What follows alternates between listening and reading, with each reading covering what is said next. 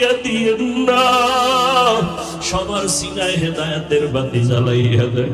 আয় আল্লাহর গুনাহ করব না, গুনাহ নিয়ে কবরে যেতে চাই না, ওই কবরে জাহান্নামের আগুন সইতে পারবো না, মাটির চাপ সইতে পারবো না। আয় আল্লাহ আমাদের তওবা কবুল করিয়া নেন, তওবার উপরে মজবুত হইয়া চলার তৌফিক দান করেন, আমিন। আলহামদুলিল্লাহি রাব্বিল আলামিন, والصلاة والسلام على سيد الأنبياء والمرسلين। গৌতম বুদ্ধকেও আমি বানাইছি, তোমাদেরকেও আমি সৃষ্টি করেছি, অতএব তোমরা গৌতমের বান্দা না, গৌতম বুদ্ধ আমার বান্দা, তোমরাও আমার বান্দা, তোমাদের মাবুদ আমি আল্লাহ। এরে দুনিয়ার মানুষ যারা ভুলিয়া উল্টা পাল্টা পথে চলছো, আসো আমার দরবারে ফিরিয়ে আসো।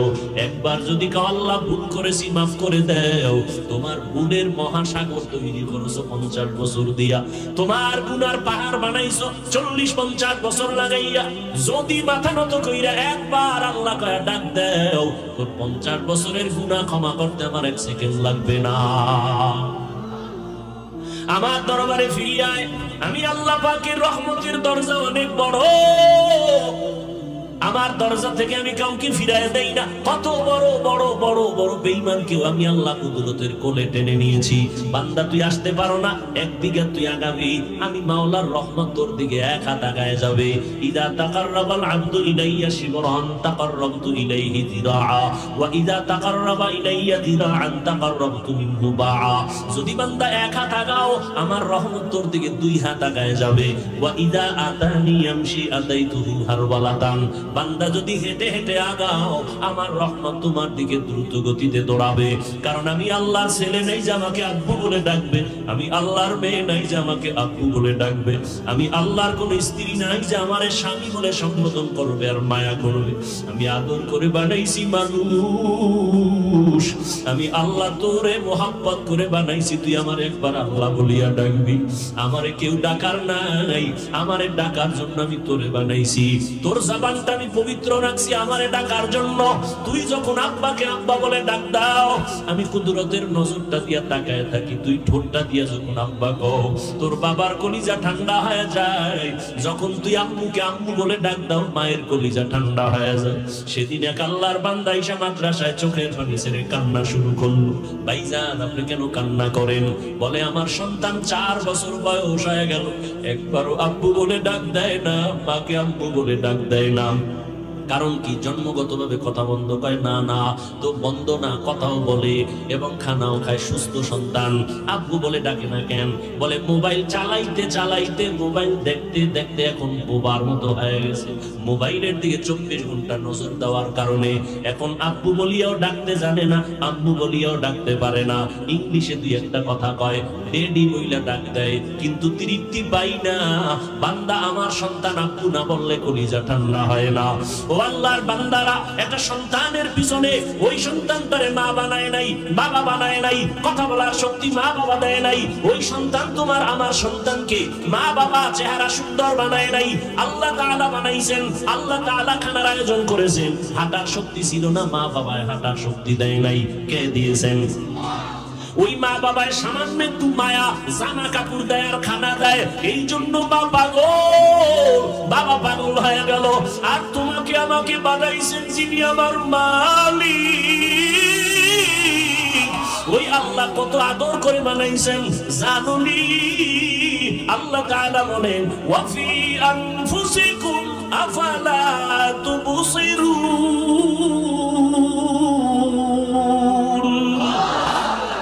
বান্দা নিজের নিয়ে একটু ভাব, একটা পশুর মধ্যে ভাবার মতো বিবেক আল্লাহ দেন নাই। গরুটারে যদি বয়ান করো, এই গরু 3 দিনের জন্য শ্বশুর বাড়ি বেড়াইতে যাব, আমার বাড়িটা পাহারা দিও। তোমার যদি ক্ষুধা লাগে, বাড়ির দরজার বারান্দায় সুন্দর খানা আছে, ঘাস আছে, খেরকুটা আছে, খাইও। আর বাথরুমের যদি প্রয়োজন হয়, ঘরের পিছনে টাইলস করা বাথরুম আছে, গিয়া বাথরুম করবা। গরুটারে যদি তুমি 3 ঘন্টা বয়ান করো, গরু বুঝবে নি। ওরে আল্লাহর বান্দা, বুঝার ক্ষমতা আল্লাহ তোমাকে দান করেছে। আল্লাহ তাআলা বলেন, তাকায় দেখ, এই জমিন থেকে 500 বছরের দূরত্বে হলো প্রথম আসমান। প্রথম আসমানটা 500 বছরের মোটা, এর উপরে আবার খালি জায়গা 500 বছর দূরত্বের পরে দ্বিতীয় আসমান, দ্বিতীয় আসমানটা 500 বছরের মোটা। বলেন বাবারা, এইরকম আসমান আছে কয়টা? ভালো করে বলেন। 7টা আসমান আল্লাহ বানাইছেন, আবার ওই সমপরিমাণ 7টা জমিন, 7টা মহাশূন্য। এরে আল্লাহর গোলাম, তাকাইয়া দেখো, ছোট্ট একটা প্যান্ডেল বানাইতে কি পরিমাণ কোটি লাগাইলো। ডেকোরেটর আলারা পারে না নাকের সামনে এসে একটা কোটি দেয়, যত বেশি দিবে তত খুশি। দিতে পারলে প্যান্ডেল মজবুত হয়ে যাবে। আমার মাওলার কুদরত তাকায় দেখো, কেমন সুন্দর 7টা আসমান আল্লাহ টানায় রাখছেন। একটা খুঁটিও নিচের থেকে নাই, উপর থেকে রশির কোনো টানাও নাই, কখনো নড়াচড়াও করে না, ডিস্টার্ব করে না। আল্লাহ যেভাবে রাখছেন ওইভাবেই সেট হয়ে আছে। ও আল্লাহর বান্দারা, এই আসমান আর 7টা জমি আল্লাহ বানাইছেন ফি সিত্তাতি আইয়াম, মাত্র 6 দিনে। 6 দিন। আর তোমার আমার মতো বান্দা বান্দি, 1 ফোঁটা পানির থেকে আল্লাহ বানাইছেন মায়ের গর্ভে ফেরেশতারে ওয়ার্কার বানাইয়া। 3 কেজির মতো ওজন, 1 হাতের মতো লম্বা। এই বান্দাটারে বানাইতে কয় মিনিট লাগে? বেশি লাগে। কিন্তু তাকাইয়া দেখো, এত বিশাল আসমান, 7টা জমিন আল্লাহ বানাইছেন 6 দিন।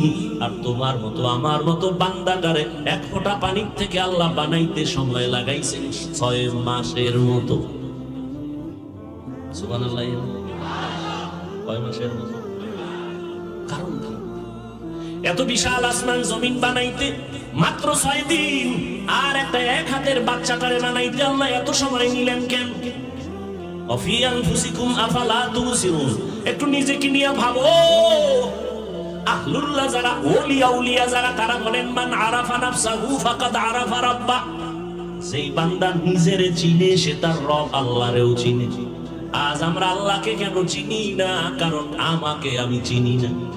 চিনি, নকল ঠিকানায় চিনি। কেমন চিনি? আমি নিজের চিনি এইভাবে। আমার মতো বক্তা বাংলাদেশে আর কেউ নাই। আপনাকে আপনি চেনেন, আপনার মতো টাকার বাহাদুর জমিনে কেউ নাই। আপনি চিনেন, আপনার মতো নেতা এই জমিনে কেউ নাই। আমি চিনি, আমার মতো প্রিন্সিপাল কেউ নাই। আমি আমাকে নকল ভাবে চিনি, আমার মতো মুফতি মুহাদ্দিস কেউ নাই। আল্লাহ কয়, যতই চালাকি করো না কেন, এই পরিচয় তোমার সব ভ্যালুলেস পরিচয়। যেদিন সাদা কাফনে ঢুকবি, সেই দিন সব বাহাদুরি শেষ হয়ে যাবে। আমারও সাদা কাফন, আপনারও সাদা কাফন, আপনারও 3টা কাফন, আমারও 3টা কাফন। আমি বক্তা হিসাবে সম্মানে কেউ একটা কাফন বাড়াইয়াও দিবে না। আপনি গরিব হিসাবে একটা কাফন কেউ কমাইয়াও দিবে না। ডাক্তারেরও 3 কাফন, রোগীরও 3 কাফন, পীর সাহেবেরও 3 কাফন, মুরিদেরও 3 কাফন। কাফনের উপরে লেখা থাকবে বড় হুজুরের লাশ। সব একাকার, কে ধনী, কে গরিব, কে ইমাম, কে মুক্তাদি, কে ডাক্তার, কে রোগী, কে শিক্ষক, কে ছাত্র, কে বক্তা, কে শ্রোতা, কোনো ভেদাভেদ নাই। অতএব এই পরিচয় দিয়া কোনো লাভ নাই। আমার আসল পরিচয়, আমি আল্লাহর একটা বান্দা। আমার কোনো অস্তিত্বই ছিল না। হাল আতা আলাল ইনসানি হিনুম মিনাদ দাহরি লাম ইয়াকুন শাইআন মাযকুরা ইন্না খালাকনাল ইনসানা মিন নুতফাতিন আমশাজিন নাবতালিহি ফাজআলনাহু সামিআন বাসীরা। ও বান্দা, তোমার কোনো অস্তিত্বই ছিল না। আল্লাহ 1 ফোঁটা পানির মাধ্যমে তোমার অস্তিত্ব দান করলেন, শ্রবণ শক্তি দান করলেন, দর্শন শক্তি আল্লাহ দান করলেন। ও বান্দা, তোমারে বানাইতে এত সময় লাগলো কেন? 1 নাম্বার জবাব হলো, ভালোবাসার জিনিস বানাইতে বড় সময় লাগে। ঠিক নেই? ভালোবাসার জিনিসটা তৈরি করতে অনেক সময় লাগে। কেমনে বুঝাইতাম? আচ্ছা, গার্মেন্টসে ঢুকেন, গার্মেন্টস ওয়ালারা পোশাক বানায়, বানায় না? ওটি আমরা পড়িনি, কথা বলবো। হ্যাঁ, মাইয়া ওলারা পড়েনি, পরে। কিন্তু যেটি কাস্টমারের দিবে, এটি হালকা করে দ্রুত খালি বানাও বানাও, সাপ্লাই দাও সাপ্লাই দাও। নিজের মাইয়া বলার জন্য যেই পোশাকটা বানায়, বড় সুন্দর করে আস্তে আস্তে করে বানায়। ঠিক নেই? ও আল্লাহর বান্দারা, আসমান বানাইতে সময় লাগছে, জমিন বানাইতে মাত্র 6 দিন, বান্দা বানাইতে এত এক হাত লম্বা বাচ্চাটা বানাইতে 6 মাস কেন লাগছে? এক নাম্বার জবাব হলো ভালোবাসার জন্য। এমন ভালোবাসা দিয়ে আল্লাহ বানাইছে, এই ভালোবাসা ফেরেশতারে দেন নাই, এই ভালোবাসা জিনেরে দেন নাই। আল্লাহ এমন সুন্দর ভালোবাসা দিয়া বানাইছেন, বানাইতে গিয়া আল্লাহ পাক সুন্দর চেহারা বানাইছেন। ও বান্দা একটু চিন্তা করো রে বাবা। আর এক জবাব হলো আমার আল্লাহ এমন সুন্দর করে বানাইছেন, আসমান এমন সুন্দর করে বানান নাই। ওয়াত্তিনি ওয়াজ-যাইতুন ওয়া তুরি সিনিনা ওয়া হাযাল বালাদিল আমিন লাকাদ খালাকনাল ইনসানা ফি আহসানি তাকওয়িম। শুনবেন না কিছু কথা? উঠা বসা করবেন না কিন্তু সব। দেখছেন নি যেই টাইমে বাসায় যাবো ওই টাইমে মাত্র শুরু। আমার ভাইজানের মোহাব্বত, হযরতের মোহাব্বতে আসছি অনেক কষ্ট করে। আগামী শুক্রবার মাদ্রাসার মাহফিল ঢাকাতে, ওই পেরেশানি নিয়ে আসি, ব্যস্ত খুব। আপনাদের দাওয়াত যাবেন তো ইনশাআল্লাহ? আল্লাহ কবুল করেন। নেক কাজের নিয়ত করলেই সওয়াব। আল্লাহ সবাইকে কবুল করেন। হ্যাঁ, কি কথা বলতেছিলাম? আল্লাহ সুন্দর করে বানাইছেন, মাশাআল্লাহ। সজাগ থেকে আল্লাহ সুন্দর করে বানাইছেন, কথাটার গ্যারান্টেড কত? কয় 4টা জিনিসের শপথ খেয়ে বললেন আমি সুন্দর করে মানুষ বানাইছি। আসমান সুন্দর করে বানাই নাই, আসমান এত সুন্দর, এর থেকে মানুষ আরো বেশি সুন্দর। সুন্দরবন যত সুন্দর, এর থেকে মানুষ আরো বেশি সুন্দর। মানুষের মতো সুন্দর কিছু আল্লাহ বানান নাই। কেমন সুন্দর জানেননি? টোটাল 7টা আসমানের মধ্যে এই পরিমাণ ডিজাইন নাই। এটা চোখের মধ্যে যে ডিজাইন আল্লাহ দিয়েছেন। এই যুবক, সারা রাত মোবাইল নিয়ে আকাম না কইরা গবেষণা কর। মানুষের কেমনে বানাইছে গবেষণা কর। আসমান কেমনে বানাইছে, সৌরজগৎ কেমনে বানাইলেন, এগুলি নিয়ে গবেষণা কর। হাসো কেন? আমি হাসির কথা বলছি? তোর কপালে জুতার বাড়ি দেওয়ার কথা বলছি, তুই হাসো কেন? এটা হাসার প্যান্ডেল না কান্নার প্যান্ডেল? হাসো কেন? হাসো কেন? তার জবাব 1500 বছর আগে রাসূল দিয়ে গেছেন, লা ঈমানা লিমান লা হায়া আলা। যাদের লজ্জা নাই ওদের ঈমান নেই। লজ্জা না থাকার কারণে হাসো। এটা হাসির প্যান্ডেল না, এটা কান্নার প্যান্ডেল, এটা তওবার প্যান্ডেল, এটা গুনাহ মাফের প্যান্ডেল। লজ্জা থাকলে মাথা নত করতেছে, সি সি আমি এত খারাপ। মুসলমানের বাচ্চা, তুমিও মুসলমান, আমিও। যুবককে বলছি, যুবককে বলছি, তুমিও মুসলমান, আমিও। তোমার আল্লাহ আমার আল্লাহ আলাদা না এক? তোমার আমার নবী, কাবা, কোরআন, ধর্ম, কালেমা, দুনিয়াতে আসছি না তোমরা শুধু লঙ্গি পরে আসছো? সব এক। বিদায় বেলার সিস্টেমও, কাফন হবে কয়টা, কালার আলাদা। যারা দাঁড়াইয়া ইয়া নবী বইলা নবীরে ডাক দেয় তাদের কাফনের কালার হবে একরকম, আর যারা বইয়া বইয়া নবীরে সালাম দেয় তাদের কাফনের কালার হবে আর এক রকম। তো কি হবে? কি হবে? সাদা। কি হবে? সাদা। কে সুন্নি, কে গায়রে সুন্নি, কে দাঁড়াইয়া নবীরে সালাম দেয়, কে বইয়া দেয়, নিয়ে কোনো ভেদাভেদ নাই। কাফনে ঢুকার পর দেখা যাবে কার বাহাদুরি কত। ও যুবক, কবরের সাইজও হবে নাকি তোমরা 10 হাত? কবরের সাইজও এক। কবরের প্রশ্ন হবে 3টা, তাও এক। আমাকে যেই প্রশ্ন করা হবে বাবা, তোমাদের সে একই প্রশ্ন করা হবে। রবের পরিচয় দাও, ধর্মের পরিচয় দাও, রাহমাতুল লিল আলামিনের পরিচয় দাও। এই 3টা জবাব যদি দিতে পারো তোমার কপাল খুলে যাবে, দিতে না পারলে কপাল পুড়িয়ে যাবে। ও আল্লাহর বান্দারা, আমাকেও এই 3 প্রশ্ন, আপনাদেরও সে একই 3টা প্রশ্ন। দুনিয়ার সবার বেলায় প্রশ্ন 3টা এক, কিন্তু দুঃখ তোমাদের পিছনে সময় দিতে দিতে খাওয়ার টাইম পাই না, নামাজের টাইম পাই না, ঘুমানোর টাইম পাই না। অথচ আজকে বয়ান করা দরকার চট্টগ্রামের পাহাড়ে ডুইকা, উত্তরবঙ্গে গিয়ে বয়ান করা দরকার। ওখানে আমার মুসলমানদেরকে কাদিয়ানিরা টাকা দিয়ে কাদিয়ানি বানায়, খ্রিস্টানেরা খ্রিস্টান বানায়। ওখানে যাইয়া বয়ান করা দরকার বেশি, কিন্তু কই? আরে 12টা মাস কি রৌদ্র, কি বৃষ্টি, কি রাত্র, কি দিন, ফজরের পর জোহরের পর আসরের পরে মাগরিবের পরে এশার পরে সারা রাত পর্যন্ত তোমার মতো মুসলমানের পিছনে তালি দিতে দিতে ঘুমানোর টাইম নাই, খানার টাইম নাই। ও বাবা, কারণটা কি? কি জানি তোমারে ঠেকায় ঘুরে গেলাম। আজকে হিন্দুদের মসজিদ মজলিসে গিয়া যদি বয়ান করতাম, খ্রিস্টানদের গির্জায় গিয়া যদি বয়ান করতাম, 12 মাস বয়ান লাগতো না ইনশাআল্লাহ। মাত্র 6 মাস যদি 1 ঘন্টা কইরা ডেলি বয়ান করতাম, আমার দেশের সব খ্রিস্টান হিন্দু আমার মদিনাওয়ালার পাগল হয়ে যাইতো। অথচ তোমার এত বুঝায় তাবলীগওয়ালারা পাও দূরে দূরে বুঝায়, অথচ তোমার কাছে তো সে ঠেকা না, এরপর তোমার কাছে আসে। অথচ আমি হুজুরের জামা পরিষ্কার, যদিও সাধারণ ভাবে চলি, আমার রুমাল পরিষ্কার, আর তোমার শরীরের পাশে দাঁড়াইলে দুর্গন্ধ, বিড়ির গন্ধ, নেশার গন্ধ। তুমি ঠিক মতো গোসল করো না, ঠিক মতো ওযু ইস্তেনজা করো না, বাথরুম থেকে পরিষ্কার পরিচ্ছন্নতা অর্জন করো না, তোমার কাছে দাঁড়াইলে গন্ধ ছাড়া কিছুই নাই। অথচ আমার মতো আলেমরা, আমার মতো হুজুরেরা, তাবলীগওয়ালারা দিন নাই রাত নাই তোমার মাথায় হাত তুলে ডাকে, বাবা আসো, মদিনার পথে আসো, নামাজ পড়ো, দাড়ি নাম্বা করো। ব্যাপারটা কি একটু বুঝো রে বাবা? এরপরেও আজকে দুঃখ লাগে, আমি টুপি মাথায় না দিলে লজ্জা লাগে। আর তুমি কেমন মুসলমান, তুমি টুপি মাথায় দিতে লজ্জা লাগে, আমি দাড়ি কাটতে লজ্জা পাই। আর তুমি কেমন মুসলমান, দাড়ি রাখতে রাখতে লজ্জা পাও। আমি বেপরদায় চলতে লজ্জা পাই, আর তুমি পর্দা করতে লজ্জা পাও। আমি মসজিদে না ঢুকলে লজ্জা লাগে, আর তোমার মসজিদে ঢুকতে বড় লজ্জা লাগে। অথচ তোমার আমার আল্লাহ এক, নবী এক, কোরআন এক, কাবা এক, ধর্ম এক, কালেমা এক। তোমার এত বুঝান লাগবে কেন? বেঈমানের বয়ান করব, তোমার এত বয়ান করার কথা না। ও বাবা, আসলে বিষয়টা কি? একমাত্র কারণ হলো ওই মদিনাওয়ালা নবীর মুহাব্বতের আগুন সব নবীর আশিকের সিনার মধ্যে জ্বলতেছে। উম্মতের চিন্তায় মাথা গরম। এখন তো উম্মতের নিয়ে ভাবারও সময় নাই, ভাবার মানুষও নাই। কারণ যারা ভাববেন এই জমিনে আর নবী আসবেন না, আবু বকর আর পাবা না, কিয়ামতের আগে কোন সাহাবায়ে কেরাম রে পাইবা না, এই জমিনে যাদের চেহারা দেখলে অন্তর সোজা হয়, আল্লাহ ওলি হয়ে যায় মুহূর্তের মধ্যে, তাদেরকে পাইবা না। ইমাম বুখারীকে আর পাবা না, ইমাম মুসলিমকে পাবা না, ইমাম আবু হানিফাকে আর পাইবা না। এই জমিনে উম্মত একমাত্র লাইন ধইরা চলবে উলামাদের পিছনে, উলামায়ে আহলে হক। কিন্তু আজকে দুঃখ লাগে, উম্মতের নিয়ে ভাবার মানুষ কইমা যাইতেছে। যারা ভাবতেন, যাদেরকে পাইছিলাম, এরাও কিন্তু চলে গেলেন। হাটহাজারীর হুজুরের পাইয়াও হারায় ফেললাম, মুফতি আমিনী রহমাতুল্লাহ আলাইহিকে পাইয়াও হারায় ফেললো জাতি।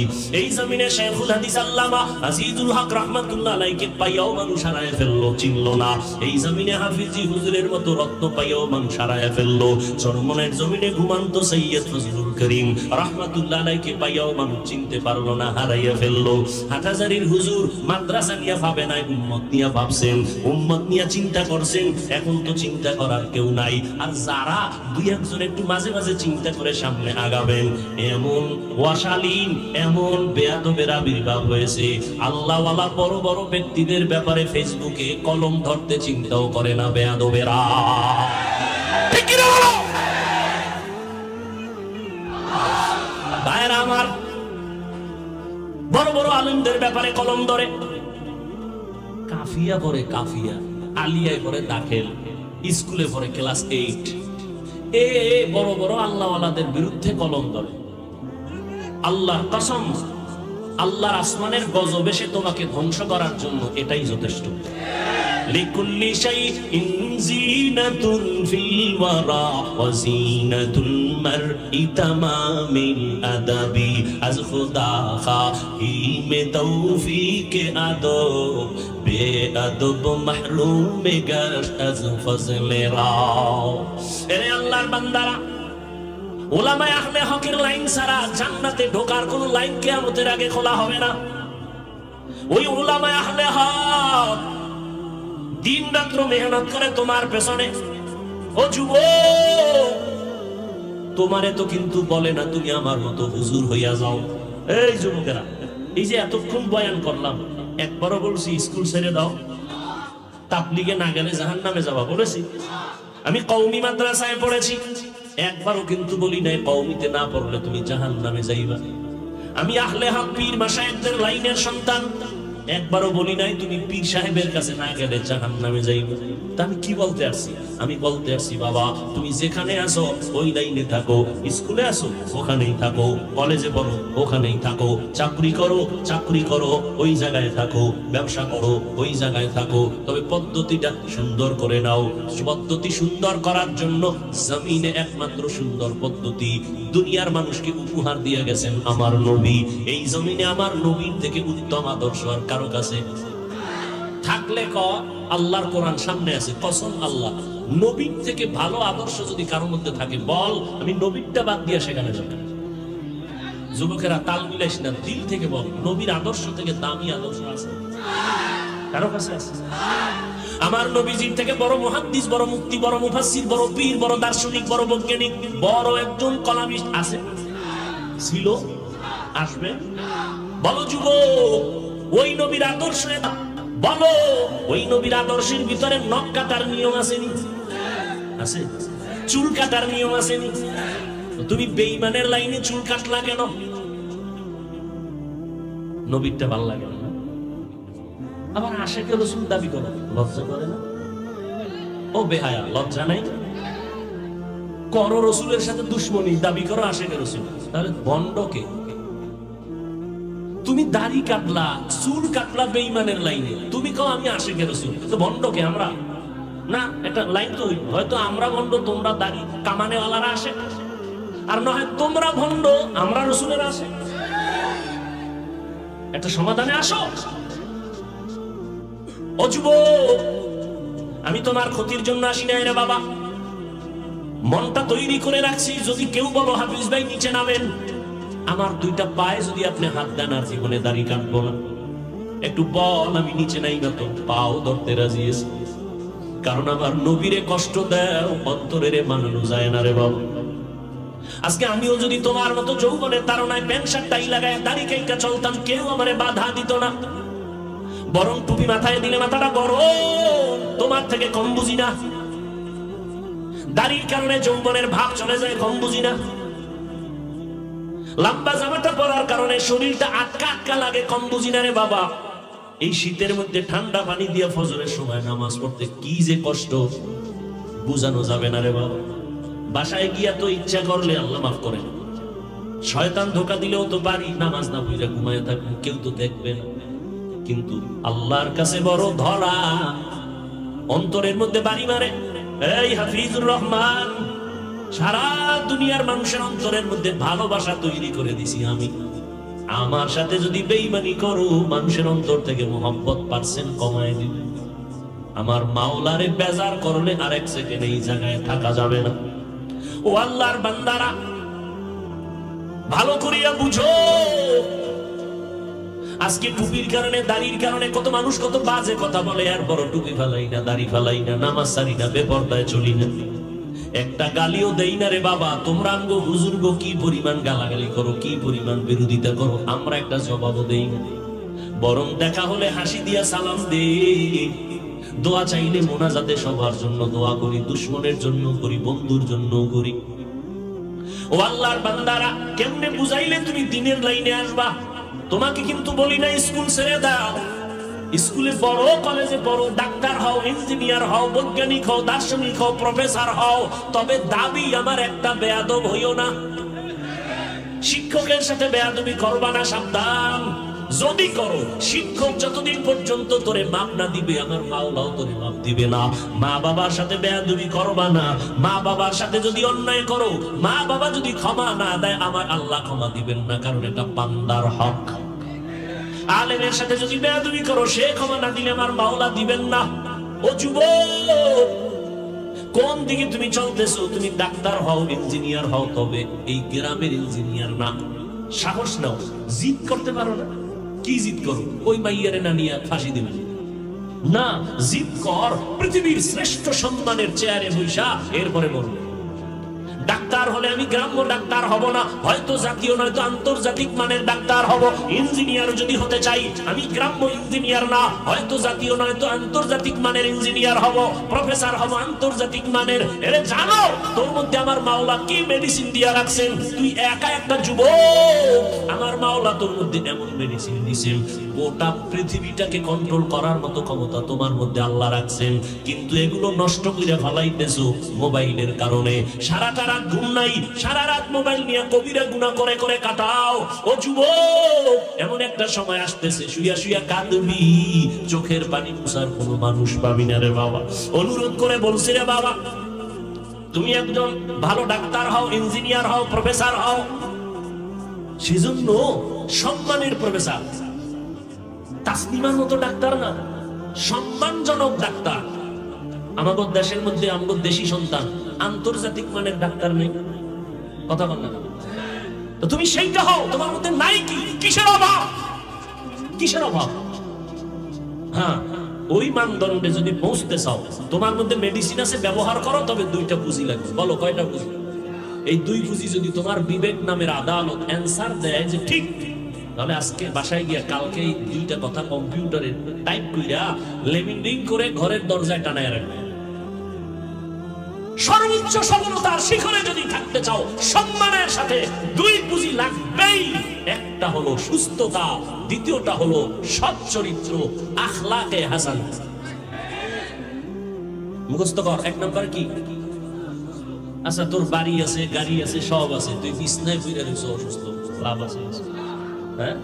আচ্ছা, তুমি ক্লাসে খুব দামি, কলম মারার আগে 99, পরীক্ষায় ফার্স্ট ক্লাস ফার্স্ট, কিন্তু তোমার চরিত্র খুব লুজ। দাম আছে? কেউ দাম দিবে? তাহলে কয় জিনিস লাগবে? সুস্থতা আর সৎ চরিত্র, আখলাকে হাসানা। এই দোনোটাকে জবাই করেছো মোবাইল দিয়ে। বাসায় গিয়ে গুগলে সার্চ দিবি। এই যুবক, বাসায় গিয়ে গুগলে সার্চ দিবি। আজকে সমস্ত চিকিৎসা বিজ্ঞানীরা একমত, মানুষের সুস্থতার জন্য আল্লাহর দেওয়া একটা ফ্রি ঔষধ আছে, মহা ঔষধ ফ্রি। রাতের ঘুম। কি? রাতের ঘুম। তাও কিন্তু সারা রাত না, সন্ধ্যা রাতের ঘুম না, শেষ রাতের ঘুম না, মধ্যরাতের ঘুম। শরীরের জন্য শুধু ঔষধ না, মহা ঔষধ। এই ঘুমটারে নষ্ট করছো মোবাইলে কবিরা গুনাহ করিয়ে। শেষ রাতের ঘুম না, কিন্তু সাবধান, দৈনন্দিন 5 বার আজান দেওয়া হয়নি। যোহর, আসর, মাগরিব, এশা, ফজরের মধ্যে কোনো ব্যবধান আসেনি? নাই। ফজরের আজানে আসেনি। কি ব্যবধান কও যুবকেরা, কও। আসসালাতু খায়রুম মিনান নাওম অর্থ কি? ঘুমের চেয়ে নামাজ ভালো। কোন ঘুম? সন্ধ্যা রাতের ঘুম। কেন কেন কেন? যোহরের আজানের মধ্যে কোনো ব্যবধান নাই, আসরে নাই, মাগরিবে নাই, এশায় নাই। কোন আজানে? ফজরের আজান। ও আজানটা কেন আলাদা? কয় ঘুমের থেকে নামাজ ভালো। কোন ঘুম থেকে? শেষ রাতের ঘুম। কারণ ওই টাইম তোমার শরীরের জন্য ঘুমটা উপকারী না। সন্ধ্যা রাতের ঘুম তোমাদের শরীরের উপকারী না। মাঝখানের ঘুমটা 10টা, 11টা, 12টা, 1টা, 2টা, 3টা, এই ঘুমটা শরীরের ঔষধ। এরে আল্লাহর বান্দারা ভালো করে বুঝো, শেষ রাতে আল্লাহ প্রথম আসমানে আসেননি। সে কি আজকে শুনলেন না আরো আগে শুনছে? মাঝে মাঝে আসেন না প্রতি রাত? সবাই কও কও, কেন আসেন? বান্দার থেকে কিছু নিতে না বান্দাকে দিতে? নিতে। তোমার কিছু লাগবে, তুমি স্বয়ং সম্পূর্ণ, কিছু লাগবে, টাকা লাগবে, সুস্থতা লাগবে, তুমি ঘুমাও কেন? আল্লাহ এসে তোমারে দিতে, তুমি ঘুমাও। কেমন মাস্তা? অতি গভীর হয় রজনী যখন, নীরবে প্রভুর নাম জপিও তখন। প্রভুর করুণা যদি পাইবারে চাও, গভীর রাতে উঠে প্রভুর গুণগান গাও। এরে আল্লাহর বান্দারা, ওই গভীর রাত আমার আল্লাহর কাছে চাও। ও আল্লাহ, শয়তানের ধোঁকায় পুরা চরিত্র নষ্ট করে ফেলেছি, আজকে থেকে তওবা করলাম, আর গুনাহ করব না। এরে বান্দারা, আজকে তো আমরা গুনাহ করতে কোনো দ্বিধা করি না। আর যাদের কোনো গুনাহ নাই, সৃষ্টির শ্রেষ্ঠ রাহমাতুল লিল আলামিন, এত মায়ার নবী, আমার দয়ার নবী, যেই নবীকে আমার মাওলা কঠিন পরীক্ষা করলেন। দুনিয়াতে আইসা বাবা বলে ডাকতে পারেন না। 6 বছরে মা হারা আমার নবী অসহায়, 8 বছরে দাদা মর্যাদাকেও হারায়া ফেললেন। এরে নবীর আশিক উম্মতের দল, আম্মা জান আয়েশা রাদিয়াল্লাহু তাআলা আনহা বলেন, আরে একদিন আমার নবী আমার হুজরা এশার নামাজ পড়ে আসলেন। আমার নবী আয়েশা কয়, ও বিবি, আমাকে আজকে রাতের জন্য একটু ছুটি দেওয়া যাবে নি? কে কয়? কে কয়? নবীজি কাকে বলেন? আম্মা জান আয়েশা রাদিয়াল্লাহু তাআলা আনহাকে বলেন। আম্মা জান বলেন, আমি ছুটি দিয়ে দিলাম। নবী কোথাও যাবে? কয় না, আমার হুজরার মধ্যে তাকায় দেখি অন্ধকার। আমার নবী নামাজের মুসাল্লায় দাঁড়ায় গেলেন আমার পাশে, আমি শুয়ে রইলাম। আমার মায়ার নবীর কোনো গুনাহ নাই। কেমন একজন নবী পাইছো রে বিবারিয়ার মানুষ চিনলি না রে বাবা। যদি নবীরে চিনতি, দাড়ি কাইটা নবীরে কাদাইতে পারতা না, চুলগুলো বেঈমানের লাইনে কাটতে পারতা না। কেমন একজন মায়া নবী পাইছো রে বাবা, যেই নবীর 63 বছর হায়াতে একটা মিথ্যা কথা বলেন নাই। এই একজন নেতার নাম ক যে মিথ্যা কথা কয় না, একজন পীর সাহেবের নাম বলো মিছা কয় না। কেমন মায়ার নবী, 63 বছর হায়াতে ভুলেও কখনো মিথ্যা বলেন নাই। কেমন মায়ার নবী আমার, যেই নবীর শরীর মোবারকের মশা মাছি পড়েন, সূর্যের তাপ লাইগা নবীরে কষ্ট দিবে, এইটাও যেন না হয়, মেঘের খণ্ড ছায়া যায়। আমার নবী হাঁটতেছে, জঙ্গলের প্রাণীরা নবীরে সালাম জানায়, গাছগুলো নত হইয়া নবীরে সালাম দেয়। কেমন মায়ার নবী। আম্মা জান আয়েশা বলেন, ওই নবী রাতের ছুটি নিয়ে নামাজে দাঁড়াইয়া গেলেন। নবী দাঁড়াইছেন তো দাঁড়াইছেন, হঠাৎ আমি কান লাগাইয়া শুনি আমার নবী অজর দাঁড়ায় কাঁদতেছেন নামাজে দাঁড়ায়। এমন কান্না, এমন কান্না, নবীজির দাড়িগুলো ভিজিয়া যাইতেছে, জামা ভিজিয়া গেল, মনে হয় বৃষ্টির পানি টপ টপ করে পড়ে। আমার নবী রুকুর খবর নাই। হঠাৎ করে নবী দীর্ঘ টাইম কান্নার পর রুকুতে চলে গেলেন। রুকুর থেকে আর উঠে না, কান্না কান্না কান্না। এরে আমার নবী যদি এত কাঁদেন, তোমার আমার কি পরিমাণ কান্না দরকার? নবীর তো কোনো গুনাহ নাই, তোমার তো গুনাহ ছাড়া কিছুই নাই। কি পরিমাণ কান্না দরকার? আসলে কান্না নাই, গুনার কথা একবারও স্মরণ করো না।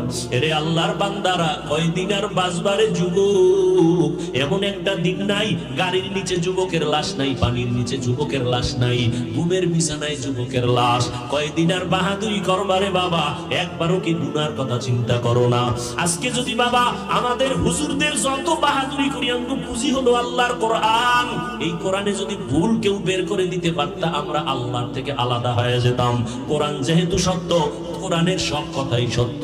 এই চ্যালেঞ্জের মোকাবেলায় আমরা মজবুত হয়ে চলতেছি। ও আল্লাহর বান্দারা, মায়ার নবী রুকু থেকে আর মাথা উঠান না। আম্মা জান আয়েশা রাদিয়াল্লাহু আনহা বলেন, দীর্ঘ টাইম আমার নবী রুকুতে কান্নার পরে মাথা উঁচু করে সিজদায় গেলেন। সিজদায় গিয়া এত কান্না শুরু করলেন, মায়ার নবীর কান্না এতটা পরিমাণ বেড়ে গেল, কান্না কান্না, সিজদা থেকে মাথা উঠান না। কোন রাকাতে দেখছেন নি? খবর নেই।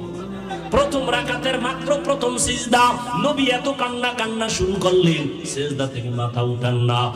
এত কাদাই যে নবী কাঁদলেন, হঠাৎ করে পেছন থেকে আওয়াজ আসলো হযরত বেলালের জবানে। বেলাল ডাক দিয়া কয়, মায়ার নবী উঠছেন ঘুম থেকে, ফজরের সময় কাছাকাছি হয়ে গেছে। আম্মা জান আয়েশা বলেন, আমার এইরকম মায়ার নবীর আশ্চর্য ঘটনা দেখে বড় পেরেশান হয়ে গেলাম।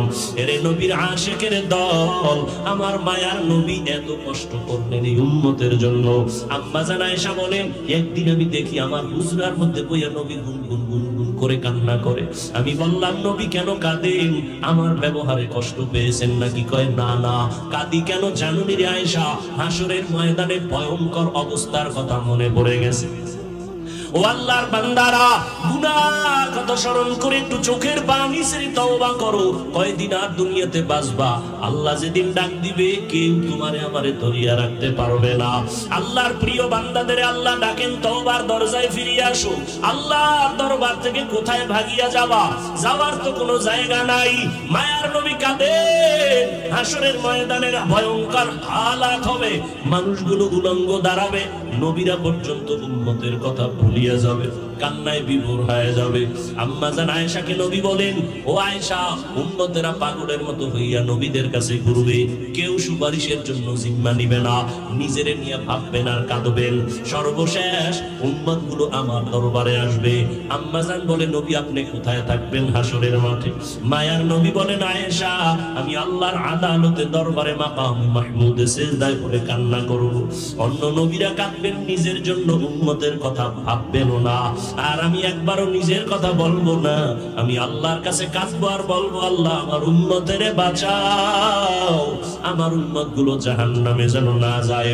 আল্লাহ বলবেন, নবী আপনি কাঁদবেন না, মাথা উঁচু করেন, আপনার উম্মত গুলো ধরে ধরে জান্নাতের দিকে নিয়ে যান। আম্মা জান আয়েশা বলেন, তখন আপনি কি করবেন? নবী বলেন, আমার উম্মত গুলো বাছাই করে করে আমি জান্নাতের রাস্তায় নিয়ে যাব। হাজার কোটি মানুষের মধ্যে চিনবেন কি করে?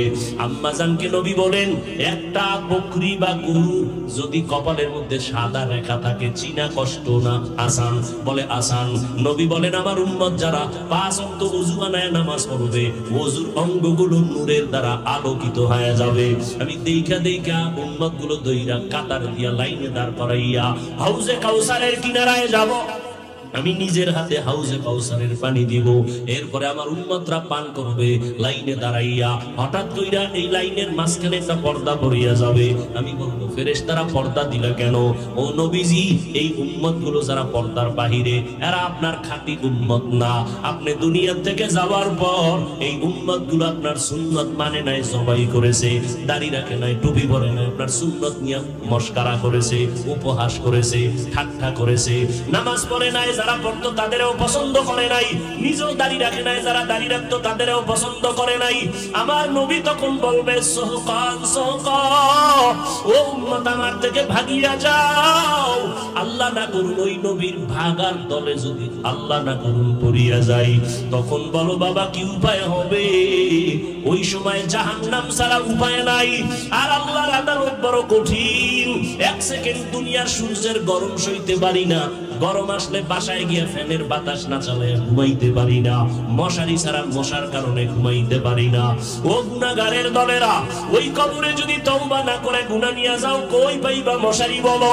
ওই জাহান্নামের আগুন, দুনিয়ার আগুন সহ্য করা যায় না, জাহান্নামের আগুন কেমনে সহ্য করবা? আল্লাহ ডাকছেন, বান্দা তওবা কর, আমার দরবারে 2 ফোঁটা চোখের পানি ছেড়ে কাঁদো। ও যুবকেরা, গুনার কথা স্মরণ করে অন্তর দিয়া গোপনে আমার আল্লাহকে ডাক দাও, হে মালিক, এই ময়দানে আমার মতো গুনাহগার কেউ নাই। গুনার কারণে আমার হাত না পাক, আমার চোখ না পাক, আমার জিহ্বা না পাক, আমার অন্তর না পাক। আজকে থেকে তওবার নিয়ত করো রে বাবা। হায়াতের মালিক আল্লাহ, ইজ্জতের মালিক আল্লাহ, রিজিকের মালিক আল্লাহ।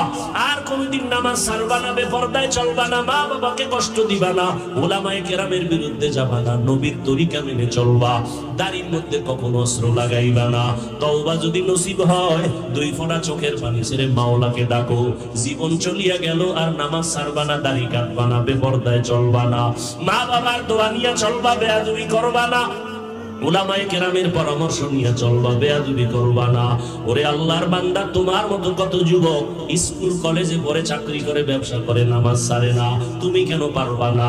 হায়াতের মালিক আমার মাওলা, ওই আল্লাহর উপরে ভরসা করে তওবা করো। অন্তর যদি তৈরি হয়ে যায়, মুনাফিকি যদি অন্তরে না থাকে, খাঁটি নিয়ত যদি তওবার জন্য হয়েই থাকে, খাঁটি তওবার নিয়তে 2টো হাত আমার আল্লাহকে দেখাইয়া দাও। খোদায়ার মালিক, আমরা গুনার কথা স্মরণ করে তওবার নিয়তে হাত তুলেছি। আয় আল্লাহ, মানুষ কত সম্মানের চেয়ারে বসায়, অথচ গুনার কারণে আমার জিন্দেগি বড় নাপাক। আজকে গোপনে আপনার দরবারে তওবার নিয়ত করেছি, আর নামাজ ছাড়বো না, আর দাড়ি কাটবো না, বেপরদায় চলবো না, নবীর তরিকার বাইরে চলবো না, মা বাবারে কষ্ট দিব না, উলামায়ে কেরামের সাথে বেয়াদবি করবো না। ও আল্লাহ, আমার একটা কলিজার যুবকেরও খালি ফিরাইয়া দিও। আয় আল্লাহ, নবীর রাত, দুনিয়ার মানুষের দরজা বন্ধ, আপনার রহমতের দরজা খোলা। ওরে আল্লাহর গোলামের আমার মাওলাকে আল্লাহ বলে একটু ডাক দাও। ও আল্লাহ একজনেরও খালি ফিরাইয়া দিয়েন না, সবার সিনায় হেদায়েতের বাতি জ্বালাইয়া দেন। আয় আল্লাহ আর গুনাহ করব না, গুনাহ নিয়ে কবরে যেতে চাই না, ওই কবরে জাহান্নামের আগুন সইতে পারবো না, মাটির চাপ সইতে পারবো না।